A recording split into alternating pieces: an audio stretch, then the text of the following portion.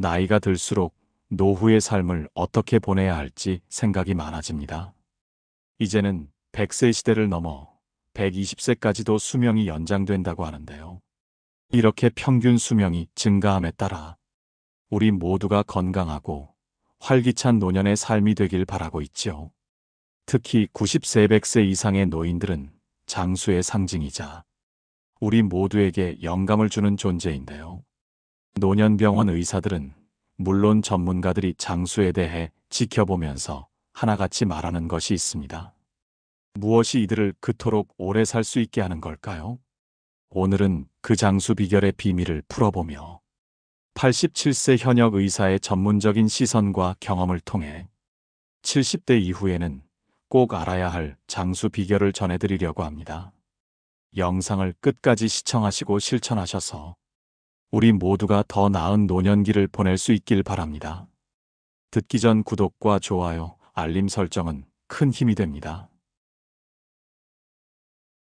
80대에도 일하는 현역 의사가 말하는 장수 비결. 첫 번째는 바로 노년에도 아침 습관을 관리하는 것입니다.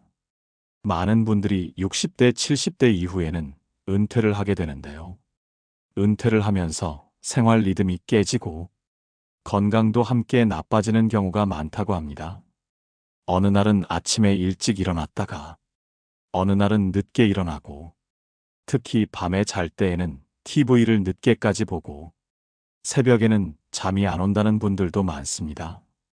그런데 이렇게 불규칙한 생활은 노년에 들어서면 더욱 좋지 않습니다. 노인들의 면역 질환에 굉장히 좋지 않은 영향을 주기 때문인데요. 그렇기 때문에 생활을 최대한 규칙적으로 만드는 것이 좋습니다. 예를 들면 아침 7시나 8시에 일어나는 것으로 정해보는 것이죠. 물론 이것이 처음엔 힘들 수 있습니다. 그리고 잘하다가도 하루 정도는 못할 수 있습니다.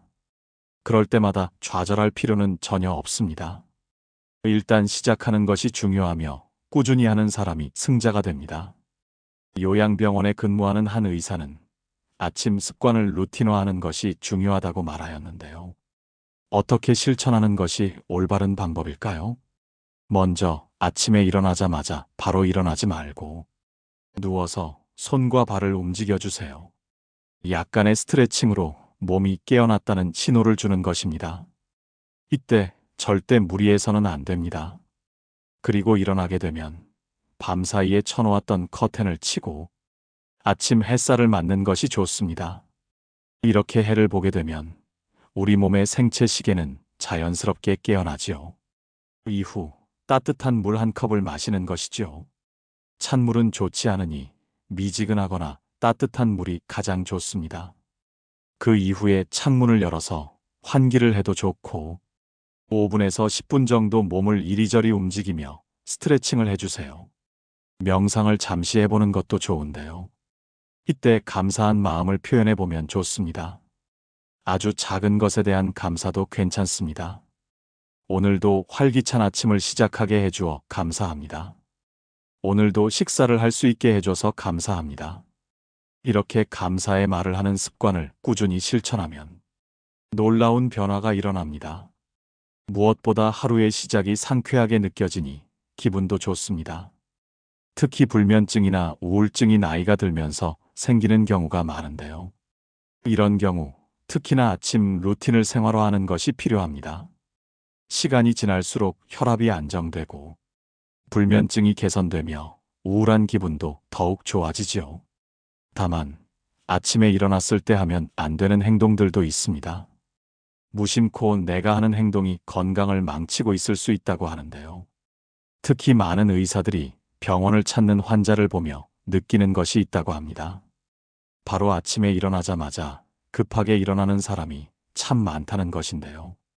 절대 일어나자마자 급하게 일어나서는 안 됩니다.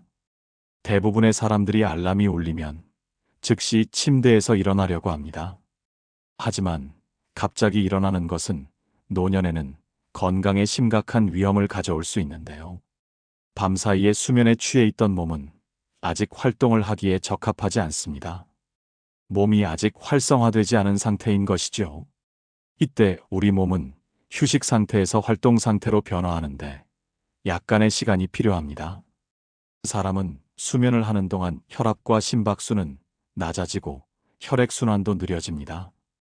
그래서 너무 갑자기 자세를 바꾸면 순환계와 자율신경이 즉시 조정되지 않아 현기증이나 균형 상실이 일어나 넘어지기가 매우 쉽고 심지어 기절할 수도 있습니다.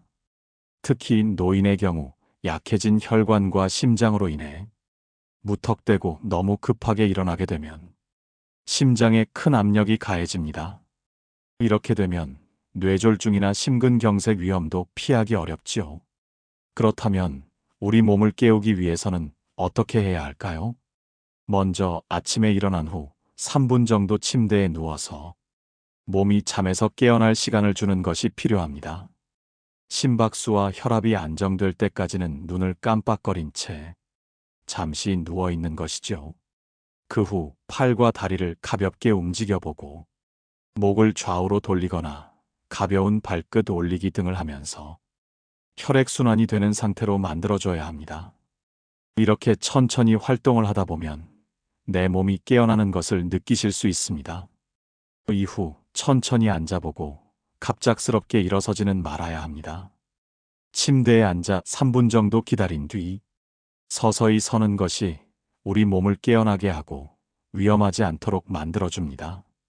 노년요양병원 현역 의사들이 말하는 장수 비결. 두 번째는 장 건강을 관리하는 것입니다. 나이가 들수록 아픈 곳은 많고 그러다 보면 약을 먹어야 할 때가 있습니다. 그런데 이렇게 약을 먹더라도 효과를 못 보는 경우가 있다고 합니다. 장이 건강해야 약도 효과가 있기 때문인데요. 우리 몸의 면역력 약 70%가 장에 있다고 하지요. 50대, 60대에 갑작스럽게 쓰러지는 사람들이 있습니다. 회사원 중에서도 많은데요. 이 사람들의 공통점 중 하나가 바로 장 건강이 좋지 않았다는 것입니다. 바쁘다 보니 끼니를 제때 못 챙기고 식사 시간도 불규칙했던 것이죠. 이것은 장수하는 노인들에서도 발견되는 것인데요. 장수 노인들의 특징 중 하나가 장 건강이 좋다는 것입니다. 최근 대학 연구진이 발표한 자료에 따르면 장 건강이 좋은 노인은 그렇지 않은 노인보다 평균 수명이 약 7년 더 길다고 합니다. 상당히 놀라운 결과입니다. 이를 보면 우리가 나이가 들수록 장 건강을 무시할 수는 없다는 생각이 듭니다. 장 건강을 관리하려면 어떻게 해야 할까요? 우선 매일 아침 공복에 미지근한 물 한 컵을 마시는 것입니다. 앞서 말씀드린 것처럼 차가운 물은 좋지 않습니다. 그리고 이렇게 해주는 것만으로도 장 운동에 영향을 줍니다. 다음으로 식사를 하실 텐데요. 식사하실 때는 꼭 30번 이상 씹어서 먹는다는 생각을 해야 합니다. 발효식품을 매일 조금씩 드시는 것도 정말 좋습니다. 김치도 좋고 일상에서 쉽게 접할 수 있는 요구르트도 괜찮습니다. 다만 이때 주의하실 점은 요즘 건강식품이라고 하면서 한꺼번에 많이 드시는 분들이 계신데요. 과식은 절대 좋지 않습니다. 오히려 장에 부담을 줄 수 있기 때문이죠. 그러니 적은 양이라도 꾸준히 드시는 것이 중요하고 맛있다고 하더라도 자제할 줄 아는 지혜가 필요합니다. 이미 장이 안 좋아져서라며 걱정하시는 분들도 계실 텐데요. 장은 약 2주 정도만 관리해도 좋아지기 시작합니다. 하루 실패했다고 좌절할 필요도 없습니다. 그저 꾸준히 지금보다 더 많이 관리한다는 생각으로 시작해보는 것이죠. 이때 평상시 식습관도 매우 중요한데요. 간단하게 할 수 있는 방법이 있습니다. 그런데 식사는 어떻게 해야 할까요? 장수하는 노인들의 식사 비결을 전해드리겠습니다. 먼저 아침밥은 꼭 드시는 것이 좋습니다. 아침에 입맛이 없어서 안 먹는 분들이더라도 조금씩 드시는 것이 좋습니다. 간단하게 먹는 것이라도 괜찮으니 아침 식사를 거르지 않도록 해야 합니다. 채소와 고기 그 외에 반찬들이 있다면 채소를 먼저 먹도록 하세요. 서구화된 식습관으로 인하여 당뇨 환자도 굉장히 많이 늘고 있는 것이 현실인데요. 밥부터 먹게 되면 혈당이 급격히 올라갑니다.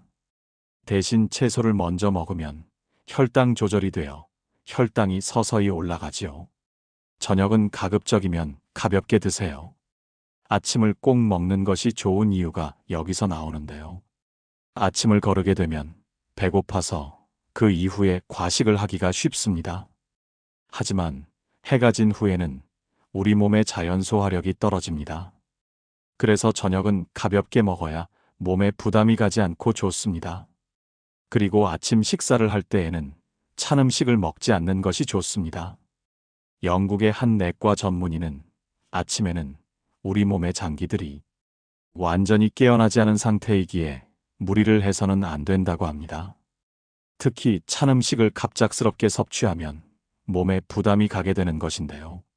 나이가 들어서는 더욱 조심해야 합니다. 찬 음식들이 갑자기 위에 들어가면 위장에 심각한 손상을 줄 수 있고 심하면 심장 마비까지 올 수 있다고 합니다. 뿐만 아니라 찬 음식의 경우 우리 몸의 혈관을 급격하게 수축시키는데요. 아침 시간대에는 우리 몸이 잘 깨어나지 않은 때입니다. 그래서 무언가를 갑작스레 시도하는 것은 정말 위험합니다. 마찬가지로 아침에는 짠 음식을 섭취하지 않는 것이 좋습니다. 비교적 아침에 먹으면 안 좋은 음식들도 있는데요. 염분이 높은 음식 섭취하는 것입니다. 물론 염분은 우리 몸에서 중요한 역할을 하는데요. 아침 식사를 할 때에는 최대한 염분이 적은 것을 택해 주시는 것이 좋습니다. 아침에는 우리 몸의 혈압이 자연스럽게 상승하는 시간입니다. 하지만 여기에 염분이 가득한 음식을 아침에 섭취하면 혈압이 더 급격히 올라가게 됩니다. 이렇게 되면 심장마비는 물론이고 뇌졸중의 위험도 무척 높아지죠. 그러니 아침 식사는 제때하고 지켜야 할 것을 꼭 지키는 것을 습관화하도록 해야 합니다. 나이가 들수록 꼭 지켜야 하는 장수 비결 세 번째는 꾸준히 운동하는 것입니다. 많은 분들이 운동이라고 하면 거부감을 가지고 있는 분들이 많습니다. 왜 그럴까요? 바로 등산이나 격한 운동을 해야만 운동이라고 생각하는 경우가 많기 때문인데요. 그것만이 운동은 아니기에 전혀 부담 가질 필요가 없습니다. 70대, 80대에 병원을 찾는 분들 중에 많은 분들이 이것 때문에 찾는다고 하는데요. 바로 무릎 때문입니다. 20년 전까지만 해도 매일 등산을 다니고 활기차게 지내는 분들이 많습니다. 그런데 나이가 들면 갑자기 무릎이 안 좋아지는 경우가 많습니다. 알고 보면 과도한 등산이 무릎 연골을 손상시키는 경우가 적지 않다고 하는데요. 이처럼 노년층은 격렬하고 너무 힘든 운동보다 균형을 잡는 가벼운 운동, 집에서도 할 수 있는 유연성 운동, 적당히 할 수 있는 근력 운동을 적절히 조화롭게 병행하는 것이 가장 좋습니다. 그리고 이것을 일상생활에서 할 수 있도록 습관을 만들어주는 것이 가장 좋은데요. 먼저 아침에 일어나서 10분간 스트레칭을 합니다. 특히 손목과 발목, 무릎 관절을 부드럽게 돌려주세요. 힘들 때는 무리해서 할 필요는 없습니다. 사람마다 몸 상태가 다르기 때문에 자신이 너무 불편하고 힘들다면 몸 상태에 맞게 조절할 필요가 있습니다. 그리고 식사 후에는 10분 정도 천천히 산책해주면 좋습니다. 일부러 공원이나 운동장을 찾아 헤맬 필요는 없는데요. 집 앞 동네 한 바퀴를 도는 것만으로도 효과적입니다. TV를 보거나 라디오를 들을 때, 그리고 유튜브 영상을 들을 때는 가볍게 맨손 체조를 해보는 것도 좋습니다. 그리고 이 모든 것은 절대 과하게 해서는 안 됩니다. 가장 중요한 것은 꾸준히 하는 것이고, 한 번에 과도하게 무리해서 하면 안 된다는 것이죠. 반드시 주의할 점이 있는데요. 바로 아침에 급하게 운동하는 것은 금물입니다. 무엇보다 아침에 급격하게 운동하는 것은 심장에 상당히 부담되는데요. 앞서 말씀드렸던 것처럼 아침 기상 직후에는 심장이 안정된 상태가 아닙니다. 이럴 때 갑작스러운 운동은 심장에 부담을 줄 수 있으며 나이가 들수록 심혈관 질환이나 심장에 문제가 있는 노인분들에게는 특히 위험할 수 있습니다. 아침에 일어나면 혈압 역시 안정되지 않은 상태이지요. 이럴 때 몸을 갑작스럽게 움직이면 혈압이 크게 상승됩니다. 여기서 격렬한 운동을 하게 된다면 혈압이 더욱 상승하겠죠. 이렇게 되면 고혈압이나 심장 질환을 가진 노인분들에게는 특히 위험할 수 있습니다. 그러니 아침에는 가급적 천천히 몸을 풀어주는 것이 좋습니다. 아침에 일어난 후 잠깐 동안 누워서 몸이 깨어나고 심박수와 혈압이 안정될 때까지는 기다려주는 것이죠. 행복하게 장수하는 노인들의 장수 비결 네 번째는 취미를 가지는 것입니다. 다 늙어서 취미는 무슨? 이렇게 말씀하시는 분들이 계신데요. 사실 취미 활동은 단순한 시간 보내기가 아닌 건강한 노후를 위한 필수 요소입니다. 취미 활동은 뇌 건강에 매우 영향을 주는데요. 나이 들수록 많은 분들이 무서워하는 것이 있습니다. 바로 치매이지요. 치매 환자는 날이 갈수록 더욱 늘어나고 있습니다. 그런데 새로운 것을 배우고 경험하는 과정에서 뇌의 신경세포가 활성화되고 이것은 치매 예방에 도움이 됩니다. 특히 손으로 무언가를 만드는 취미는 소근육을 발달시키고 뇌의 여러 영역을 자극하기 때문에 인지 기능 유지에 매우 큰 효과가 있습니다. 뿐만 아니라 취미가 있는 사람은 그렇지 않은 사람보다 평균 수명이 5년은 길다는 사실 알고 계셨나요? 취미로 인해 얻을 수 있는 긍정적인 효과들이 있기에 수명도 점차 늘어나고 건강하게 장수할 수 있는 것이죠. 무엇보다 60대, 70대에 많이들 느끼시는 감정이실 텐데요. 은퇴 이후에는 많은 분들이 상실감과 공허함을 느끼십니다. 이럴 때 취미를 즐기는 것은 빈자리를 채워주는 새로운 활력소가 되는 것이죠. 꼭 대단한 것이 아니어도 좋습니다. 사소한 것을 해내는 것도 매우 중요하니까요. 무언가를 배우고 만들어내는 과정에서 성취감을 느끼고 자존감도 높아지며 우울한 감정도 줄어들게 됩니다. 특히 중요한 것인데요. 취미는 잘하는 것이 중요하지 않습니다. 얼마나 잘 즐기느냐가 중요한 것이죠. 실수한다고 해서 아무도 뭐라 할 사람 없고 괜찮습니다. 당연히 배우는 것이니 서툴러도 괜찮지요. 이렇게 하나하나 해나가는 그 과정 자체가 우리 뇌를 말랑말랑하게 해줍니다. 무엇보다 취미 활동의 장점 중 하나는 새로운 관계를 만들 수 있다는 것인데요. 혹시 이런 말 한 번쯤 들어보셨나요? 건강에 적은 질병도 나이도 아니다. 바로 외로움이다. 물론 우리가 나이가 들수록 혼자 있는 것이 편하고 새로운 사람을 만나는 것이 귀찮을 수 있지요. 하지만 이런 생각이 노년에는 수명을 단축시킬 수 있다고 하지요. 혼자 있는 시간이 길어질수록 우리 몸의 면역력은 급격히 떨어집니다. 그러니 혼자 하는 취미도 좋지만 같은 관심사를 가진 분들과 함께 해보세요. 각 동네 복지관의 다양한 취미 교실에서 새로운 사람을 만나고 배움의 즐거움도 느낄 수 있습니다. 무엇보다 취미 활동은 규칙적인 생활을 할 수 있도록 도와줍니다. 무료하게 보냈던 시간이 의미 있는 활동으로 바뀌면서 하루하루를 더욱 즐겁게 보낼 수 있습니다. 아침에 일어나면 오늘은 어떤 새로운 것을 배우고 만들까 하는 기대감으로 하루를 시작하게 되지요. 그런데 취미를 어떻게 찾아야 할지 고민되시는 분들도 계실 것입니다. 가장 먼저 하고 싶은 걸 찾는 것이 좋습니다. 다른 사람이 한다고 해서 무조건 따라할 필요는 없습니다. 내가 진짜 좋아하는 것이 무엇인지 생각해보고 그것을 찾는 것이 가장 중요합니다.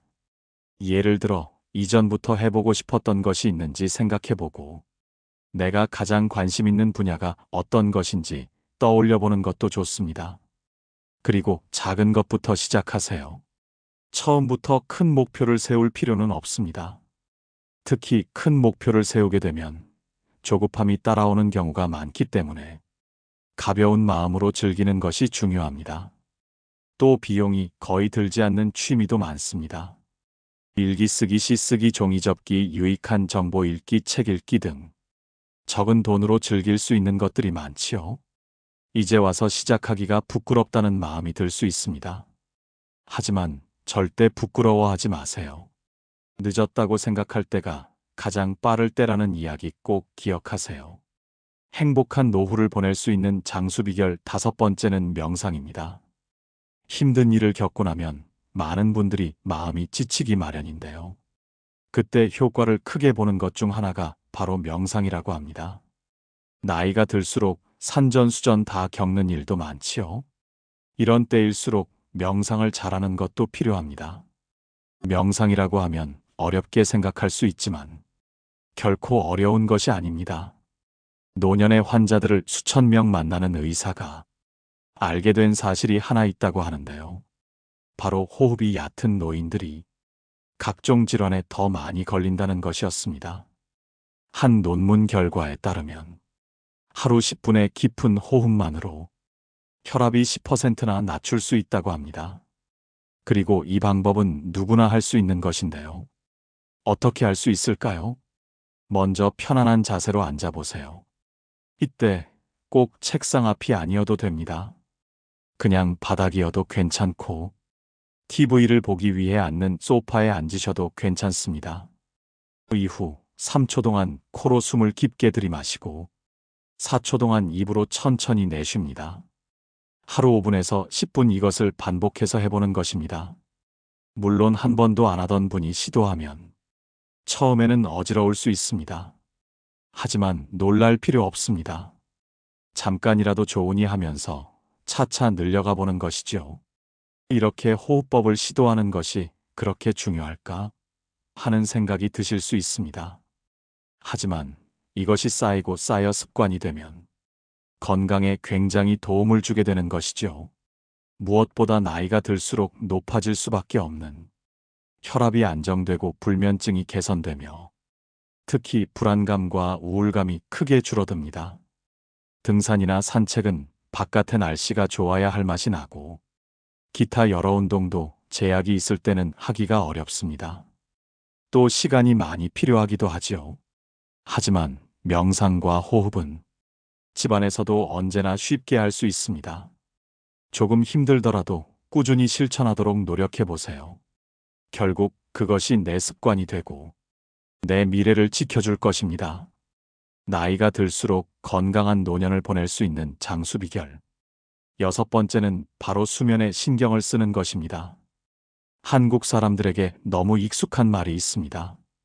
바로 잠은 죽어서 자면 된다는 말이지요. 하지만 이것은 젊을 때 잠깐이나 할 수 있는 말입니다. 그때는 몸이 건강하기 때문에 약간의 무리를 하더라도 큰 문제가 생기지 않습니다. 하지만 나이가 들면 다르지요. 그리고 충분한 수면을 이루지 못하면 우리 몸에도 상당히 안 좋은 영향을 끼칩니다. 잠이 부족하면 어떻게 될까요? 단순히 피곤한 것으로 끝나지 않습니다. 무엇보다 우리 몸에서 무서운 일이 일어납니다. 잠을 잘 못 자는 어르신들은 10년 내로 큰 병이 찾아오는 경우가 정말 많다고 합니다. 왜일까요? 우리 몸은 잠을 자는 동안 독소를 배출하고 몸을 깨끗하게 정화하는 시간을 가지게 되는데요. 수면 부족이 계속되면 우리 몸의 독소가 제대로 배출되지 않습니다. 이것은 마치 몸속에 쓰레기가 계속해서 쌓이는 것이 되지요. 또한 잠을 잘 못 잔 채로 일을 하게 되면 과로하여 죽을 수도 있지요. 그래서 절대 잠을 줄이는 것은 좋지 않습니다. 잠은 최소 6시간 이상은 자야 하는 것이며 7시간에서 8시간 정도가 가장 적당합니다. 그런데 밤잠을 못 이루시는 분들도 있는 것 같은데요. 메디컬 센터 의료진이 전해온 수면법이 있습니다. 먼저 매일 밤 잠에 들기 1시간 전부터는 스마트폰이나 전자기기를 멀리하는 것이 좋습니다. 일반적으로 이런 기기들을 가까이 두면 수면 호르몬을 방해합니다. 잠들기 2시간 전부터는 가급적 물을 많이 마시지 않는 것이 좋습니다. 물을 너무 많이 마시게 되면 밤중에 화장실을 가게 되는데요.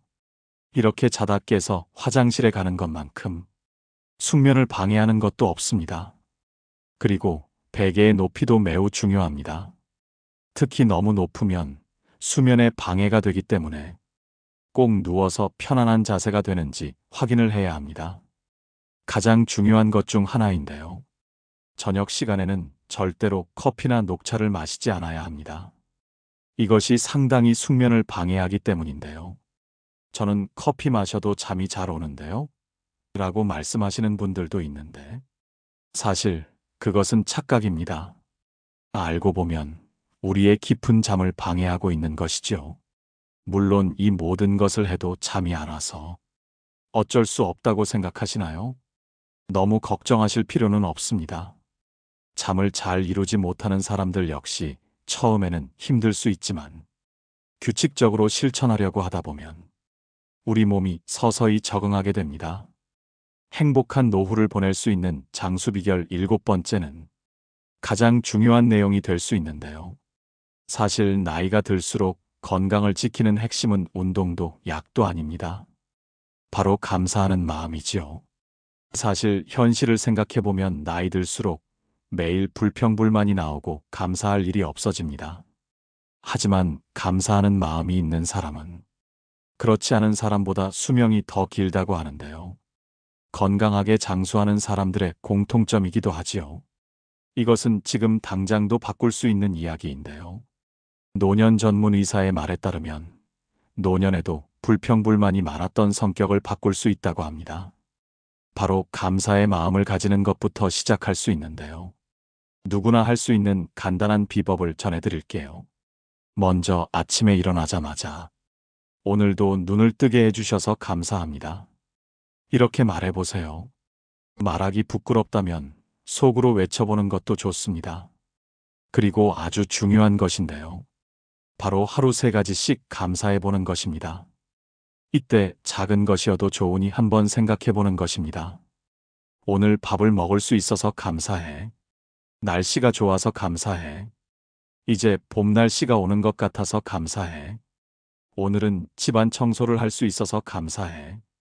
이런 식으로 아주 사소한 것에 감사의 마음을 표현해 보는 것이죠.